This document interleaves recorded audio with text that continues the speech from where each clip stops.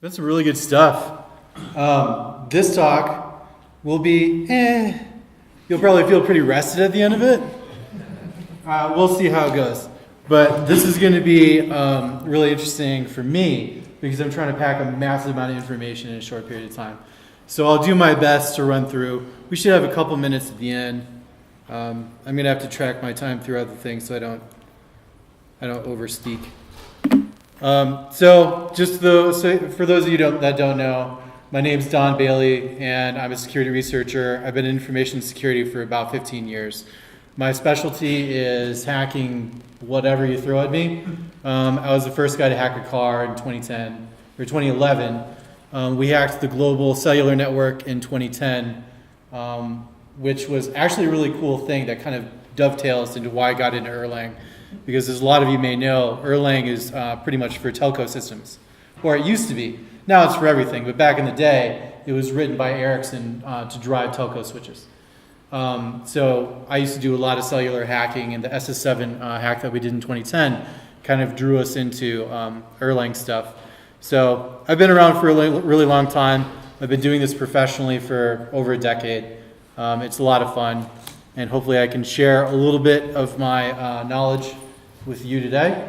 Before we get into the actual details, I want to say some thank yous to some people that made this research possible, especially Fred Hebert at Heroku. Heroku was an exceptional resource for me. They were very supportive, especially Fred. If those of you know his work, if you don't, please seek him out. He's exceptional. Also, he wrote the book, Learn Yourself Some Erlang, which is how I learned Erlang in the first place. So kudos to him for that. I really wouldn't be here if it wasn't for him. And also the entire Ericsson team writing Erlang, because they've been really nice and they've done me the courtesy of paying attention to my nonsensical emails saying, I think this is a vulnerability, can you look at this? And they're like, shut up, Don, go away. So why does Erlang matter, right? A lot of you working in this room, are working with Erlang. Maybe you're just interested. I don't know. But what's really important about Erlang is that it's been driving most of the telecommunication systems that we've used for the past decade, especially LTE. And it's really interesting because Erlang is great at processing binary really, really quickly. So that's obviously really important in telecommunication systems where we have a lot of data being pushed over a small amount of bandwidth in a finite series of resources, but then you can just break it out into a massive amount of nodes, do really interesting processing on where data is supposed to be traversed through a complex network. So it's really important to our infrastructure. It's been important to banking for decades as well. Banks have been using it since the 90s. So Erlang is very important for a lot of reasons. And for us at LabMouse Security, we're a small startup focusing on not only security analysis, but IoT specifically. So I know IoT is kind of a buzzword, but we think of IoT as the next iteration of the internet, just because of the shape that things take, the communication networks, how everything talks to each other, how we interpret data, how we interpret our physical world through the use of these new devices. And we really feel like Erlang is a powerful language for doing those things. So not only was I interested in Erlang just because it's an important language, I'm interested in Erlang because we're developing our own virtual machine for use in IoT. So that was a big reason to get into Erlang security for us. So if you're not familiar with the internals of Erlang, just for the heck of it, put your hand up if you're familiar with the internals of Erlang. Throw your hand up. Throw your hands up higher. Okay, yeah, so we've got a couple of people. And that's great because we're going to talk a lot about the deep internals of Erlang today. And the first point that I really want to make is it is literally a walled garden. And if you're into security, you hear that term thrown around a lot, especially in relation to mobile systems, iOS, not so much Android, mostly iOS, BlackBerry, right? Where it's essentially, if you have code execution within this window, you can do way too much with privilege. But outside it, it's very difficult to get in. Erlang is pretty much that. So compromising a single node in Erlang pretty much means that you can compromise anything within that mesh. So the goal is essentially to be able to subvert a node. And the question is, how do you do that? If you're working with Elixir or one of those languages on top of Erlang, or just Erlang itself, to design, say, like a scalable web infrastructure, et cetera, this is a really important concept because you're thinking about things from the from the perspective of, I have a lot of Erlang nodes that are doing all the scaling that's necessary, et cetera. But those resources that drive the Erlang mesh are not exposed to the outside world. Why would they be? Right? They're all going to be restricted. So the access to that infrastructure is all going to be external through, just processing information. And usually there's a very, very small amount of what we call threat surface from that perspective. You're not really able to shove a lot of data in a particular resource that's going to be processed in a way where it can be compromised. So it's important to think about it from that perspective because you're thinking like, okay, well, if I'm deploying Erlang, that means that it's very unlikely that it's going to be compromised. If I have to compromise a single node, and I have to do that to compromise the entire mesh, and the amount of infrastructure that I have is this small to be able to shoot through that window and actually compromise something useful, you're thinking like, okay, well, I've probably already won. Because as a defender or a coder, I have very low risk of compromise. And that's usually true. And that's what I'm going to talk about today are those small little ways of getting through that window. Okay. So some highlights about traditional Erlang security is, the fundamentals of functional programming is that you don't have access to pointers, period. Everything's handled for you. In Haskell, obviously you're translating or compiling Haskell down to C, but it's done so in a way that's provable within some constraints, so that you don't ever have to worry about somebody implementing a buffer overflow or some kind of a heap pointer overload or something of that nature where you have those traditional C language compromises. In Erlang, that's true to a point. Because the virtual machine, the design of the virtual machine actually has some subtleties in it that make it potentially compromisable, and I'll demonstrate what some of those issues are later. People like to say that Erlang is heap-based and register-based and somewhat stack-based. The actual Beam specification itself states that it is somewhat of a stack-based virtual machine. But that's actually not true in implementation. So you have X registers, Y registers. The Y registers are locals, and that's supposed to be implemented on the stack. X registers are supposed to be registers, which are typically synthesized. And then you have the heap, which is actually supposed to be a heap, like you would think of in libc or something of that nature. What ends up happening at the implementation is Y isn't actually a stack. The Y registers are actually synthetics pointing to the heap. And then the X registers themselves are just an array of integers, or 32 bits, or whatever the underlying architecture's long is. And that's actually pointing to a structure in the heap. And all of these things are in the same page. So really what you have are the registers X, Y, and the heap all pretty much in the same memory chunk. So if you're looking at the underlying operating system, you're thinking, oh, well, that's great because this is segmented from this and this is segmented from this. That's how you and I would think of that in terms of the virtual machine's perspective of that information. And that's true, but the underlying operating system and the underlying heap implementation says that it's all one chunk. In fact, if you look at the OTP implementation of the virtual machine, you'll see that the locals are actually right on top of the heap implementation. So whenever they do a check to say, where am I going to put this value? Is it going to be on the stack? Is there enough stack room?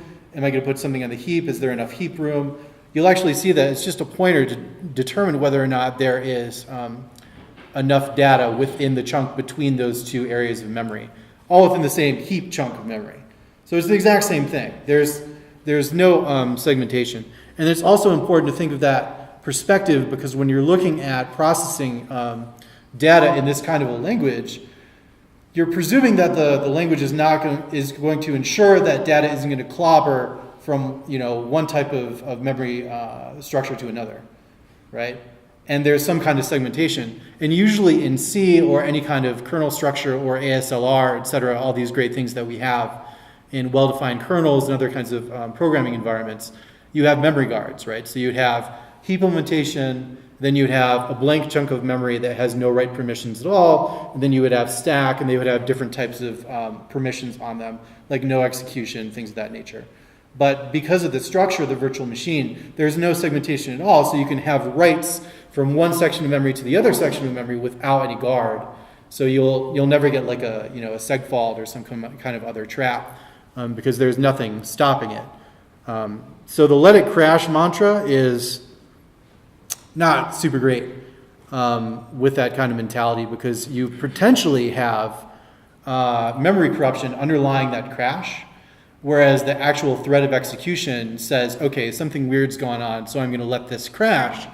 But you might actually have code execution where an adjacent thread has had memory corrupted as well. So it's really fascinating how that structure works in the OTP virtual machine.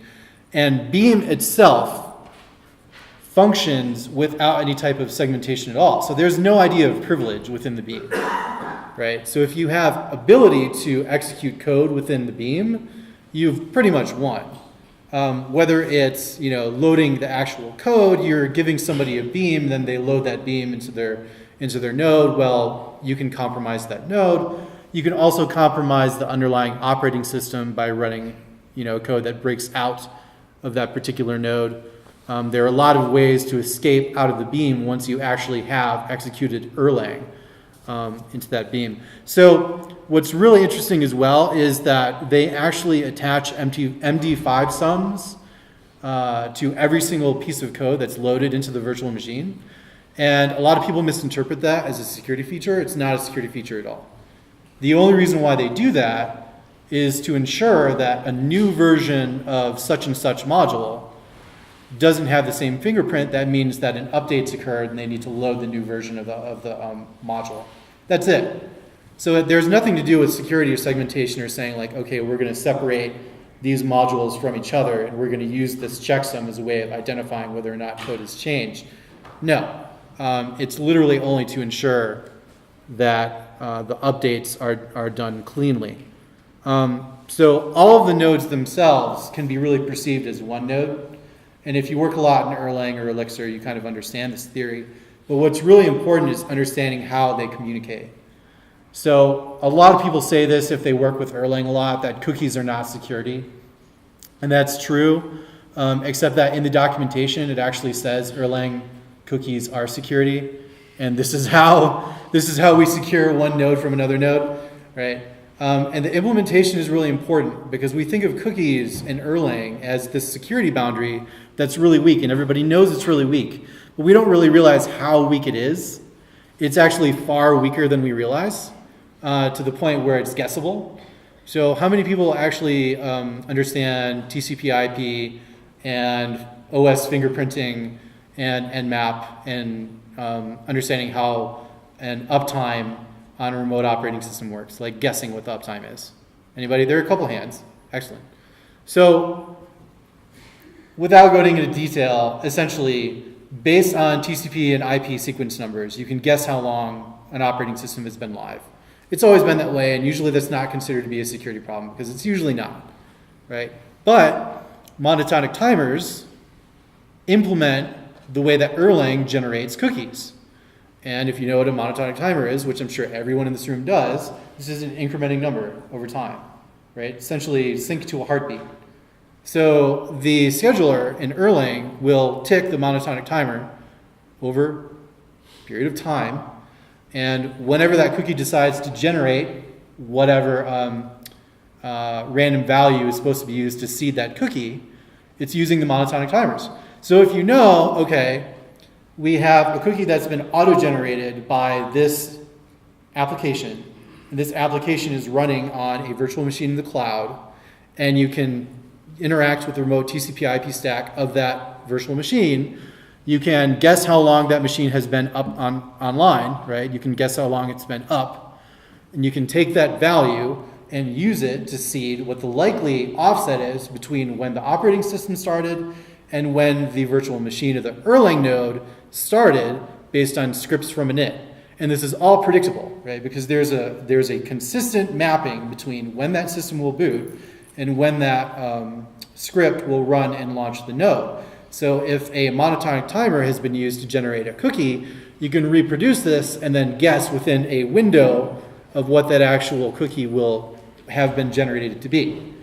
So now you have a much easier way of guessing what that is, and then if you have access to the actual node port, you can then start connecting to nodes and brute forcing within that small window and eventually guess that key. So it's entirely provable. So yeah, we knew that cookies were bad, but now we know that it's a little bit worse than we thought, depending on the implementation. If you generate a random cookie, using a secure random number generator, then yeah, that's a different story. But for this particular instance, which is how we're seeing more and more implementations doing it in the cloud, that's worse than we thought. So we'll talk about stupid things, and we've always got to talk about the stupid chicken attacks, right? So the rubber chicken, stupid chicken attacks in Erlang are usually just the same thing that you would see in anything else. But that kind of makes me sad with Erlang, because Erlang's supposed to be a little bit more refined programming environment, and this reminds me of something you would do in PHP, which is just depressing. So, but it's really easy, right? Because strings in Erlang are just IO lists or binaries, essentially, right? And when you pass that information to OSCMD or OpenPort or whatever, you have the exact same string concatenation issues that you would in any other language. So this is a big gotcha that I always see. It's the first thing that you should always look at if you're looking at security in Erlang. Just identify whether somebody's using any of these functions and whether they're using untrusted data and concatenating in order to execute an external command. So something super easy to do. Also, you'll see this a lot because developers usually put this in as something that they can use to augment their own debugging. But then they leave it in production. It's very common because they just presume that nobody's going to interact with the VM in this way. But they'll actually allow people to load Erlang tokens over a network, just presuming that nobody's going to actually bother to load Erlang tokens over the network. And then they'll run it through the parser and run it through the Erl syntax tools, and then they'll just execute it. This has actually become more common. I don't know why. Over the past year or so of consulting, I've been seeing this in the field. So if you have an interesting web app that you'd like to interact with, throw some Erlang tokens at it. Use external term format and see what it does. Maybe it'll give you a strange little web prompt that's like, here's root, congratulations. Also, I want to briefly touch, this isn't that important, but the crypto defaults in Erlang are not super great. And they do that because, Ericsson is supporting all the telco people that they work with.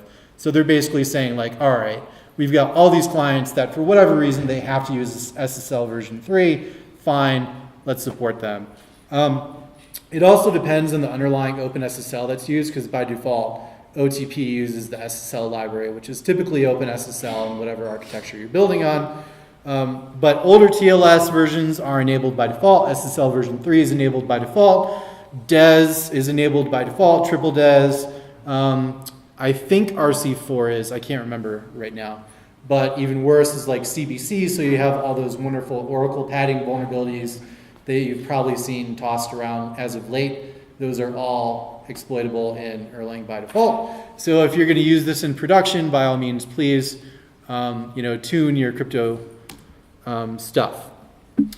I also want to go over comparisons, and this is probably obvious to most people in this room, but this is really important to this talk for a greater audience, just because, like most languages, and again, I really hate to compare Erlang to PHP, but comparison issues are a real thing, right? And one thing that people, especially new programmers that are doing production deployments in Erlang, typically don't catch is when values are translated by default from one type to another type transparently by the virtual machine. And a really great classic example of this is the division operator, right? Because the actual instruction itself, if you look at Erlang assembly, the instruction itself will decide to translate that integer to a float without any user intervention. So what you're getting back is a float. Now, as a programmer, or a mathematician, or just somebody that's fairly intelligent, you'd think okay, it makes sense to get a float back from a division operator, I get that. But when you look at other types of values, because everything in Erlang compares the value instead of the object itself, you'll have these subtleties that will cause translations to occur without the user or programmer's intervention. And what's really important about that is in Erlang is that when you're using pattern matching for everything, you might actually miss a branch based on how somebody has told your application to process data. And this is really important for security tokens if you're loading security tokens over the web and somebody has gotten you to process information in a way that you shouldn't. Suddenly you've got a UUID, and that UUID has been translated to a string, and the string itself can be interpreted as a completely different data type on accident, depending on the context, when it's passed to a certain type of function guard. And I'll talk a little bit more about that in SQL injection, because SQL injection is definitely still possible in Erlang, but not in the way that you would think, right? Because usually when you think about SQL injection, we're thinking about parameter injection, right? Which is usually like, okay, string concatenation, the whole thing that we just talked about earlier. Yes, that's a possibility. But there are subtleties that are also really important because of formatting and what I just mentioned with UUIDs and strings. So I have this little code example here. So this is a really popular UUID library that you can get on GitHub. I forget the name of the guy that wrote it, but it's actually a really solid library. But the gotcha here is this. People are always presuming that a UUID will take on a certain specific format, right? Because it's defined, there's a structure for it, there are documents that specify what it is. So here, when you pass is UUID binary, it's checking for very specific things. Essentially 6 bits. And that's it. Right? And it's just checking to see whether those first 4 bits are a valid version. That's all it cares about. So if your application interprets this UUID and says like, okay, is this UUID, this random binary string? Okay, sure, it's UUID because it matches whatever these 6 bits say. But the rest of that data, the 48 bits in the top and the 62 bits on the bottom, can be whatever the programmer or the user wants. So what ends up happening is you'll take a UUID, throw it through this function, and it'll say, yes, this is a UUID, you're good to go. And the programmer will actually think, okay, well, this is a UUID, so this is safe to put in my SQL statement. And then they'll add that to their SQL statement. And the SQL statement will actually interpret it as a string from the UUID to string function. And what you'll end up with is 2 nibbles, right? When you actually see a UUID, you're seeing nibbles, right? In basically a string expressed. But when you translate that into an actual binary string, those nibbles get compressed into a single byte. And what that ends up getting interpreted as could be a string of SQL relevant characters. So what ends up happening is you get SQL injection without meaning to, because you've trusted this this algorithm that has told you, yes, this is definitely a UUID, but once you've interpreted it into something or translated it into something that's usable for the SQL statement, now it's something completely different. That's still valid to this algorithm, right? So that's a really interesting gotcha that we've been seeing a lot. I had to give Theranos some crap because Theranos makes me sad. But business logic in Erlang is always problematic, and that's true of any language, so I'm not really going to get deep here. But one thing I do want to talk about is state. So most people in this room, I'm sure, understand that Erlang itself goes on the theory that all variables are right once. And this is true of many functional programming languages, right? But for state, that's not actually true. So when you're tracking state across each function, and most people probably know this, but in Erlang, essentially every function that's called is a callback, or you could think of it as an interrupt. Fred described this way better than I did, but that's essentially the gist of it, right? Like everything is a callback. So when your callback executes or your function executes, especially within the actual Erlang state machine, you are tracking the state of whatever you're doing. And this state is a persistent variable, essentially. And this persistent variable can have side effects based on the other threads that are executing on that node, and it can also affect other things on the entire set of nodes, depending on whether you're using ETS within a single node, whether you're using amnesia or some other shared resource across multiple nodes, the state that changes can live beyond a crashed thread. And that's really important to note because that means that state in Erlang is the only variable that is persistent all the time. And it is write multiple because it has to be. That's the way that we track state.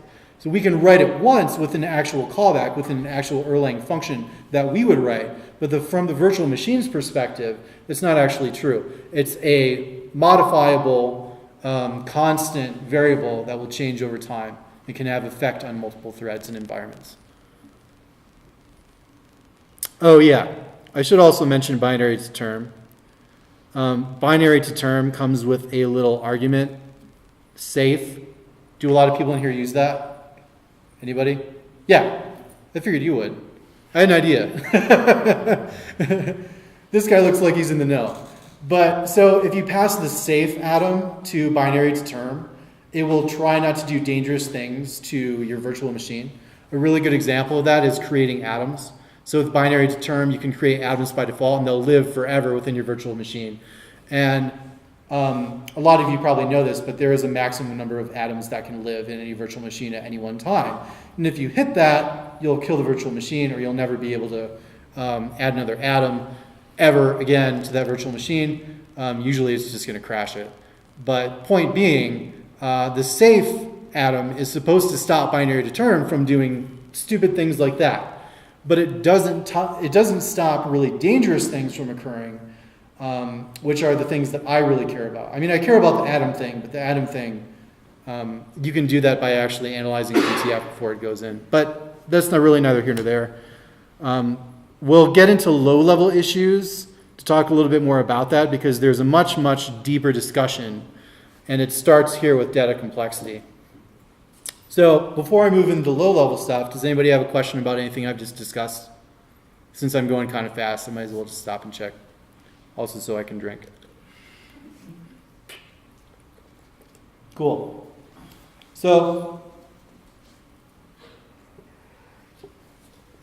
what's really fun about data complexity in Erlang is all the stuff that I just mentioned about binary to term. But all the stuff that's really subtle that you wouldn't really notice unless you were reading the virtual machine source. And I want to give a shout out to Fred about this because he caught something that I didn't. So if you're processing an ETF payload using binary to term and you're doing this over an untrusted link for whatever reason, which there are valid reasons to do that, like object serialization, that's what ETF is for. But zlib is used as a part of ETF. So object serialization in Erlang means that we have this term format, and within the definition of a term, you can have a compressed term. So you basically have this flag that says, yes, I'm a term, here's my tag, and oh, by the way, the tag means that it's compressed. And then the payload from then on will be a compressed payload. Well, in zlib compresses really well, so you can have a 4 megabyte payload, and when that's expanded by the virtual machine, it can grow to 4 gigabytes in size. So if we send a lot of 4 megabyte payloads to our Erlang instance, we can really, really easily just saturate the entire virtual machine. So something really fascinating about this is that some of these objects don't die. And this is really fascinating to me when I first learned about it, and it's based on the garbage collection scheme of Erlang. So the underlying state of the VM has a rule, and this is based on the virtual machine's interpretation of the language itself, the opcodes, right? Not the actual language that we would write, but the opcodes. What's really cool about this is, and I mentioned this a minute ago, Erlang functions are all callbacks, right? So what ends up happening is the virtual machine, for every processor, or virtualized processor, whatever you want to call it, on the operating system or the architecture that it's running on, it'll spawn a scheduler thread. So say you have 8 CPUs, right? It'll spawn 8 scheduler threads. You have no idea which thread or which CPU you're running on. It doesn't actually matter because functions, or not functions, but processes in Erlang have absolutely nothing to do with the underlying CPU or the underlying thread, the operating system level thread. It's all completely synthetic, right? So you have the scheduler thread that functions as a real underlying operating system thread or process, whatever you want to call it, depending on the operating system. But it's basically saying, I'm going to execute whatever this function is using callbacks by interpreting the opcodes, and all I'm going to do is inspect whatever binary, whatever data is in memory, and then I'm going to move on if it's not relevant to me. So the unique thing about Erlang in this sense is that we've got these 8 separate threads. One thread can be interpreting this data from binary to term, calling it directly. That thread will basically put this data into memory, and then any process or synthetic processing running in a separate thread on a separate core can observe this giant chunk of data in memory. And what's dangerous about this, the garbage collector's rule is, if I observe a chunk of memory in another thread that's not mine, even if I observe it, if I haven't released my observation of it yet, the reference is counted, or the reference is incremented, and that payload will not go away. It will not be garbage collected until all the threads have said, okay, I've observed it, but now I guarantee that I'm not using it. So if there's a way that you can get your payload into the virtual machine and expand from 4 megabytes to 4 gigabytes in size, you can still attack something over a fairly slow or latent link and just completely destroy it. Right? Now, this is a stupid denial of service attack, and denial of service attacks in my book are kind of stupid. But this is a really interesting one because this gives you a really unique opportunity to manipulate the virtual machine in a way that it shouldn't be manipulated. And this is an important denial of service because unlike just sending, a flood of packets at some kind of a server, you can send a 4 megabyte payload and force an entire infrastructure to grind to a halt, which is really fascinating stuff, right? And based on the Erlang architecture, it gives you the opportunity to do it in just the ETF rules itself. So the safe atom in a binary to term call does not guard against that. Right? I'll also show a potential remote code execution later within binary to term that the safe atom doesn't guard against. So also PCRE, if you're familiar with the Erlang virtual machine, they wrote their own PCRE library. So all of the regular expressions that they do or they interpret are done with their custom PCRE lib. So I haven't poked at it too much, but PCRE suffers from the same kind of complexity as zlib does. So there are still going to be issues there. Privacy is also very important for obvious reasons. One thing that a lot of people don't take account is Erlang dumps its own core, but in a really readable or parsable format. In fact, Jeff Kant has a really great tool on his GitHub that allows you to parse really important data or really interesting data out of an Erlang dump file. So we've been seeing a lot of payloads that have just ended up in a web directory or some kind of infrastructure or cloud storage where the Erlang dump file, okay, we can just crash because that's what Erlang allows us to do, but the dump file itself will end up in a place that's readable, and now you've got private keys that were stored in Erlang memory that are now readable in that payload, because it'll just dump the entire heap. So the entire region of memory that's usable by that virtual machine is just right in that file. So anything that's relevant to your application sensitive security is all going to be in there, or like your user's data or things of that nature. So that's a really important thing to note. NIFs are always, you want to talk about them, but this is an aside from the virtual machine itself. NIFs are important because this is essentially how, at LabMouse, we're using the concepts of NIFs and drivers to be able to port Erlang's virtual machine to our ARM architecture. So basically that's how we're tying ARM to a custom kernel that's only job is to run Erlang, a virtual machine. So NIFs and drivers are really important. They're really important to me for that reason. Whether or not they really affect the Erlang language is up to you. They do affect the virtual machine. Yeah. Oh, sorry. So a NIF is a native interface function, or I might be screwing up the second word there, but essentially native interface. So it's like Erlang's ability to call separate languages, usually C. So you would write a driver or library of some kind in C, and then you would use the NIF interface to bind that to Erlang so that you could use Erlang functions to call that C code. Right? Same thing with drivers, just a different set of APIs. And in this state, the code that's called by Erlang can trash the entire virtual machine. In fact, it can do so in a really interesting way. Erlang is so dependent on reductions and so dependent on reductions being tied to synchronicity that if you delay the virtual machine, I think it's like 100 milliseconds.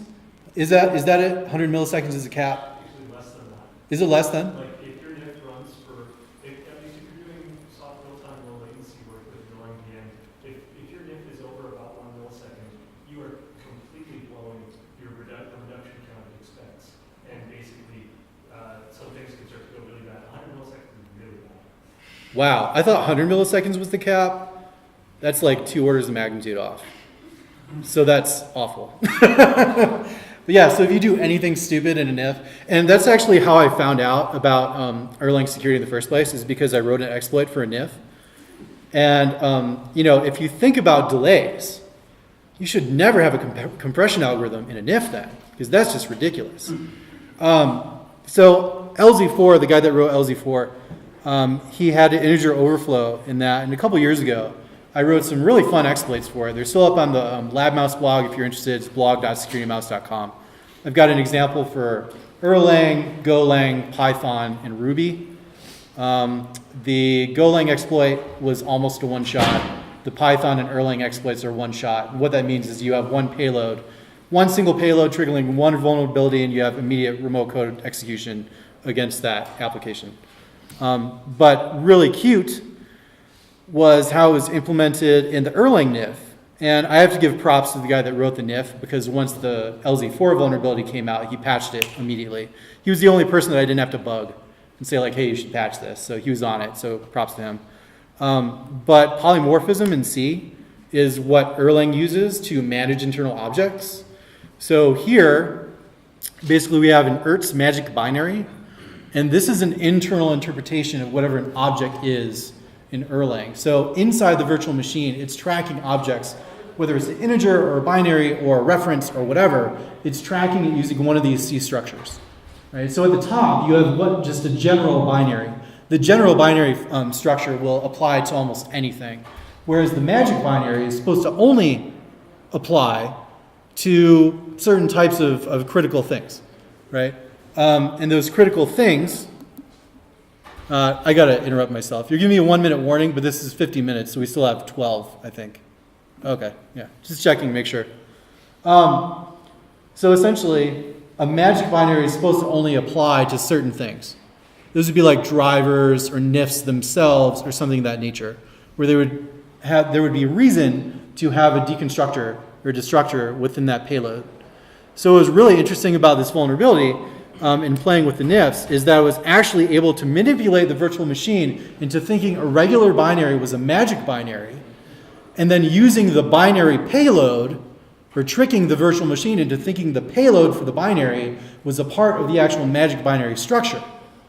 And basically I could say like, here's a pointer to any area in memory that I want. You should interpret this as a deconstructor or destructor, and it would just execute it. So here you can see in the free function, it frees this binary, but it says if the flag says that this is magic, then we're going to call the destructor. So in the previous, you can see we have a regular binary, but all I have to do is overwrite the flag, which is in the internal binary fields macro, and then suddenly it's going to be interpreted as a magic binary. It's going to call that destructor as soon as it's free. Right? So that's basically how I tricked the vulnerability, or tricked the virtual machine into using that vulnerability to getting me remote code execution against any implementation of Erlang that was using LZ4. ChickenPad was a way cooler vulnerability that wasn't fully exploitable, but I have to talk to you guys about it because it's so freaking awesome. Also because it exposed a lot of things about the virtual machine that I didn't understand, and gave us a lot of information about how the virtual machine processes data and can be exploited. So this vulnerability I found in Erlang, all versions before 17.3. So it's been patched 17.3 since.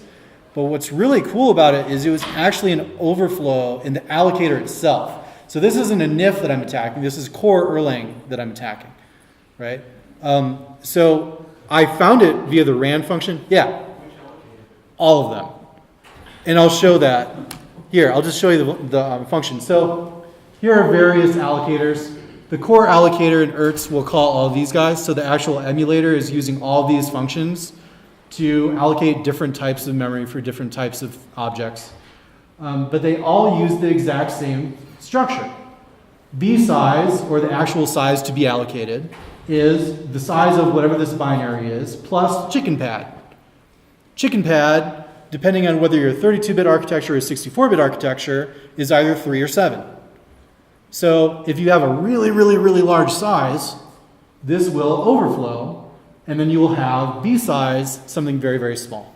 It can be 0, it can be 3, it can be whatever, right? But you end up with a really small value. So because all of these allocator functions were vulnerable to this, I was like, oh, yay, we get to play with all this. Like, this is going to be so much fun. We're going to exploit the crap out of Erlang. And that was true to a point. There are ways that you can crash Erlang.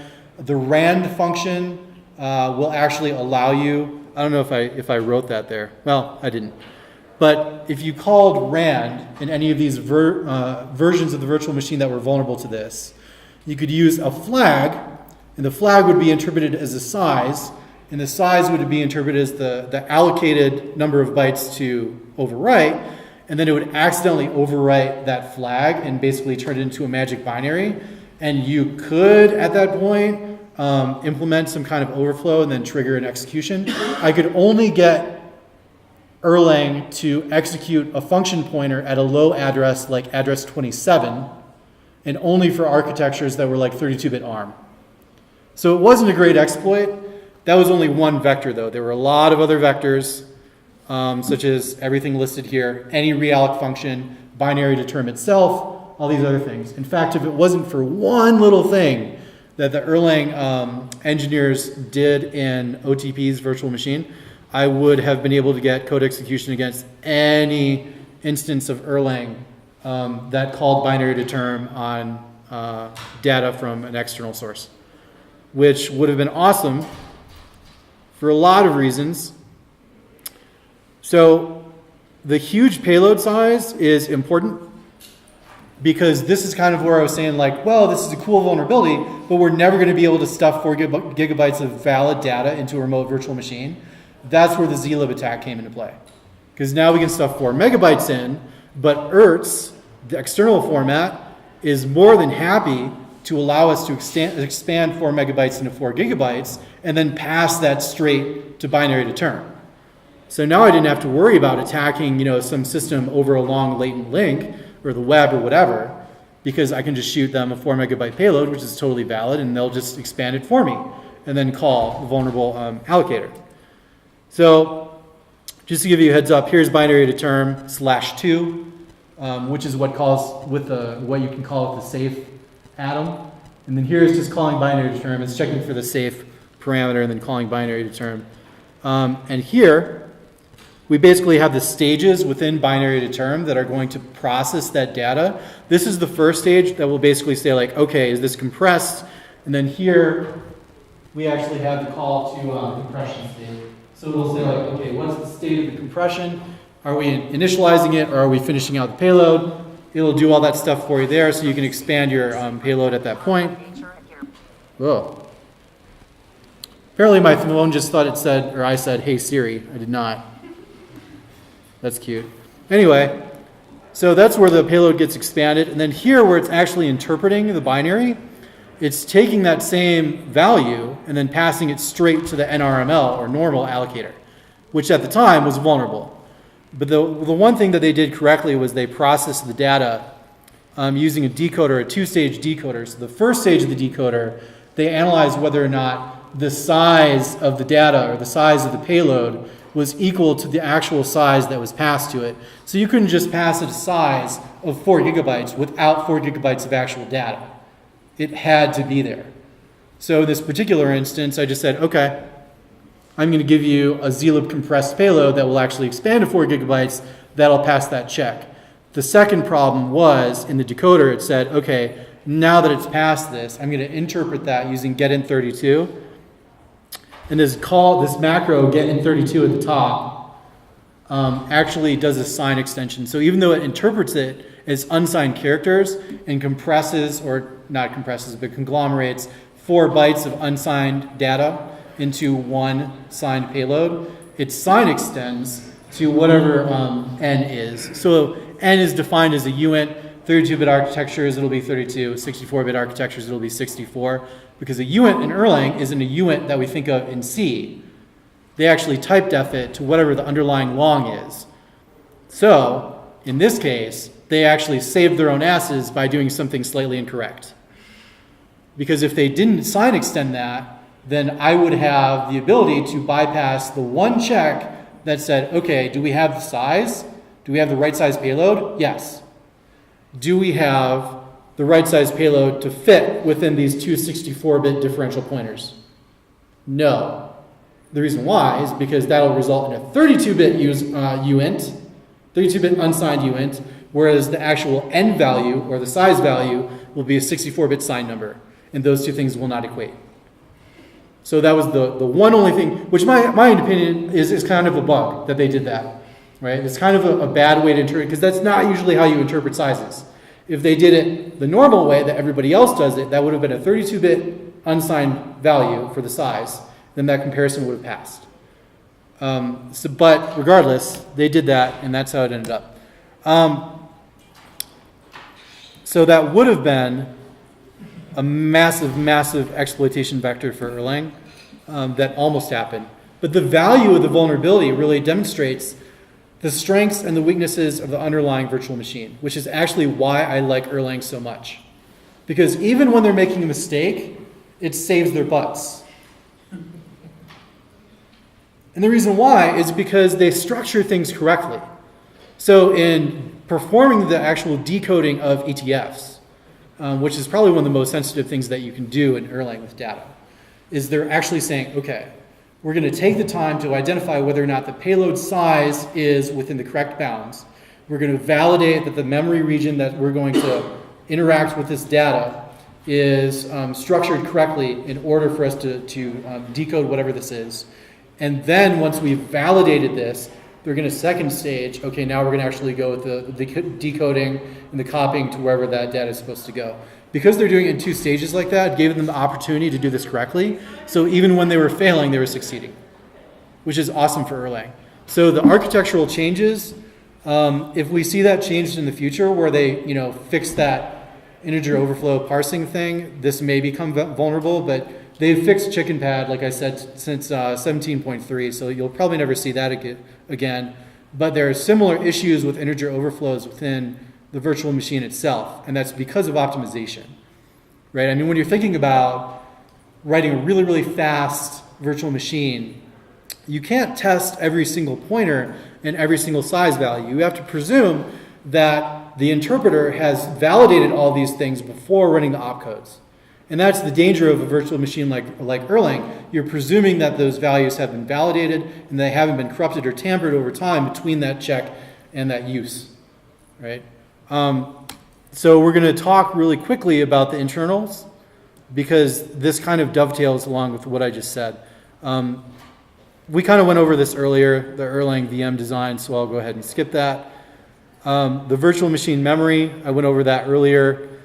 Every process is not a real process. It's a synthetic set of opcodes that are being interpreted by a scheduler thread that is tied to a specific CPU, and you will never really know what your association or your affinity is to one particular CPU. It's just not possible. But mapping instructions is really important because if you're going to interpret how the Erlang virtual machine can be subverted, and some of the integer overflows that are relevant to the internals of the VM, you have to be able to map the actual assembly language in Erlang, or the source code to the assembly and the assembly to the actual opcodes. And that's important here, not only for those reasons, but because the OTP system has kind of mangled Beam opcodes, and they didn't do it on purpose. They're doing it for optimization reasons.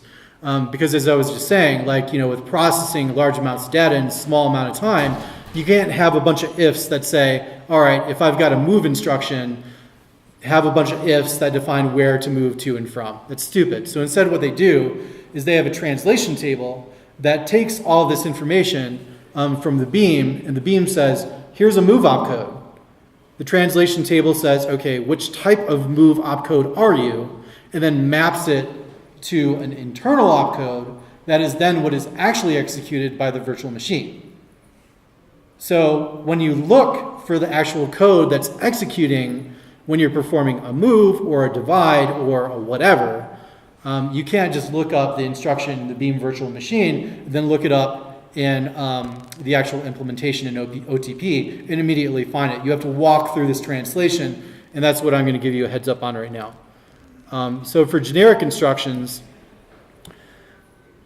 it's really, really easy, but it depends. There are basically three types. There's one type that has a specific translation. There's another type that has multiple types of translations. And then there's a third type that has no translation because it's invalid or deprecated opcode. So we'll go through mapping of call. Or actually, you know what? Let's skip that. I'll just show you this stuff and you can kind of interpret for yourself. So if you're looking at OTP, this is in the path erts/emulator/beam, and then beam_loader.c and beam_emu.c. Those are going to be the relevant files. So if you want to go check those out, that's where you're going to find the majority of the interpreters that run this stuff. This code that you'll be looking at will actually be in the opcodes payload, and that's going to be in a C file that's specific to the architecture that you're building on. So all of this stuff is auto-generated, which is why it's important to have a discussion on how to map this, because otherwise you really won't be able to see that in the emulator source itself. You have to build it, you have to run the make files that auto-generate these lists for you, and then you have to go digging through that stuff, which is a pain in the ass. So here is a list of generic opcodes that are interpreted by the Beam. So basically when you compile a Beam from Erlang source, these are the opcodes that you end up with. Okay, so a call here has a bunch of numbers after them. And those numbers are what we have to care about in order to actually interpret what this opcode is. So very quickly we'll look at the structure. Structure itself, you're going to want to look at specifics, num specifics, and transform and the minimum window. So basically like everything but arity and name.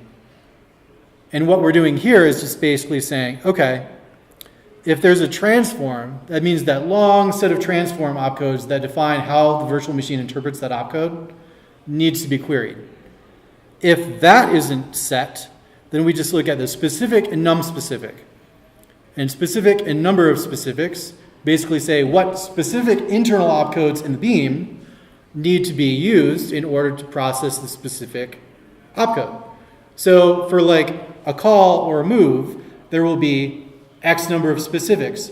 If you have a move and there are, say, 16, I think there are 16 or 18 different types of actual internal moves, you'll have a number of specifics that are like 18, right? So it could be any one of those based on the translation table's interpretation. So basically we take the generic opcode, look at the specifics and numbers and num specifics, and see those numbers. So for call, it'd be like, -1 and 0. So they don't have any specifics, but they have a translation table. So the translation table, or the transforms here, the virtual machine will use this as as a second virtual machine within their virtual machine just to interpret opcodes. So all you have to do is look here for next_instir or instruction. And that will tell you the actual instruction of the generic opcode and how that should be processed within the generic opcode table. So you look that up in the transform table, and then you go back in the gen_opcode C table, or opc table, and look up what the actual instruction is. And then you look up the num specifics, and then you go to the specifics table, which is opc. Yes, this is very bizarre. But this is the actual instruction that will be executed by the Beam. Okay, so when you read opcodes of virtual machine, this is what you look up. So you can actually see the string allocate underscore TT. That's what you search for within the Beam emu. And that's how you identify what the actual executable opcode is. So here all we have to do is just look at the signs and the counts. Sign and count, the signature, really talks about what specific things this variant of the actual opcode cares about. A good example is number 8, bad arg j. Bad arg j. J is just interpreted as either the end of a pointer, as in a pointer to the end of a function, or a function's label. So j is either p or f, tag p or tag f.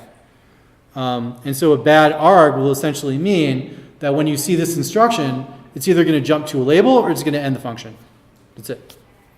So the J, or the signature, tells the virtual machine what type of tag or what type of internal objects are to be parsed by this specific function. So that's it, and I'm pretty much going to go over time. But Erlang, I just want to say, I'm not doing this as a talk to attack Erlang. It's actually because I like Erlang and I want Erlang to succeed, that I want to understand how to strengthen it from a security perspective. So obviously there are a lot of things that Erlang does correctly, but there's a lot more that we can do to improve it, especially managing the execution environment, not making it walled garden, having some semblance of privilege or segmentation of resources beyond just cookies or the ability to join nodes.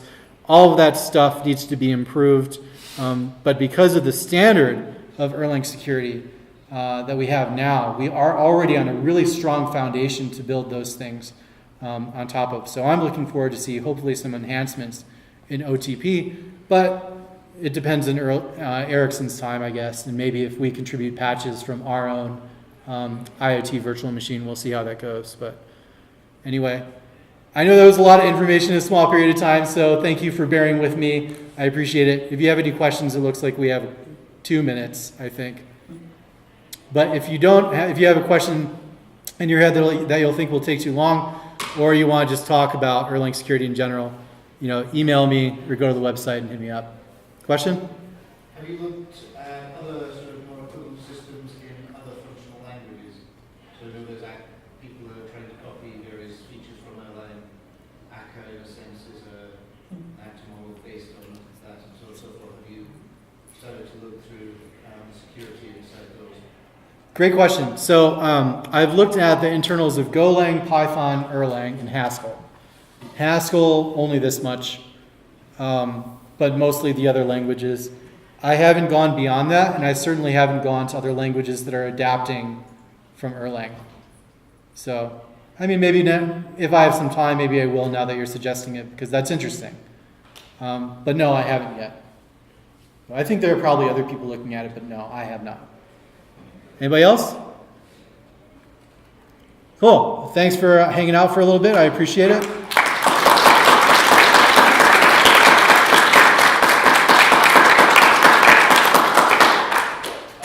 Next question then. It looks like this is sort of moving from one, so Erlang is moving from one domain into another. Has it been designed for web use for sort of closed devices? Do you expect that other things to be better versus how do you see it? Are you talking about domains as in where Erlang's deployed? It was designed as a telecom domain. They expect a block cabinet. Right. There will be 50 processors on separate cards in one sealed box in one sealed room.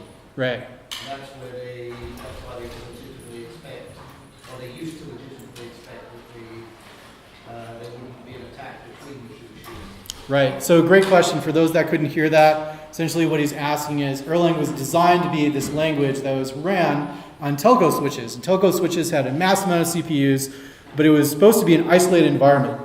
And now that we're seeing Erlang deployed to other larger environment, more scalable environments, is the security of Erlang going to migrate successfully to those environments? Yes and no. It's really not. There's no clear answer to that question. The only clear answer is that Erlang was designed to be resilient within a closed environment. And now we have to open up that environment because of scalability, because of web, because of blah, blah, blah. And we'll see a lot of successes from Erlang as a result of the design, but whether it's provably secure in those new environments is yet to be seen. The zlib attack and the binary to term attacks are really important from that perspective because we haven't yet seen those attacks against real live systems. And now that we're starting to poke at it more because we're deploying in those systems, we may see entirely different ways or models of securing against Erlang or securing Erlang against those types of attacks. But since we're just starting to look at it, it's hard to say whether or not that's going to be a real problem for Erlang. I don't see it as a problem. I see more as just adapting to that environment. And certainly, in IoT, in our environment where we're migrating to these small microcontrollers that require Erlang threads to run, we can't have any of these data complexity attacks because they'll just ruin nodes in IoT. So that's the reason why I'm looking at this, and I'm hopeful that we'll be able to augment the stance of Erlang, but it's hard to know whether or not it's gonna keep going in a successful path. But I hope so. Cool. Thanks, everybody.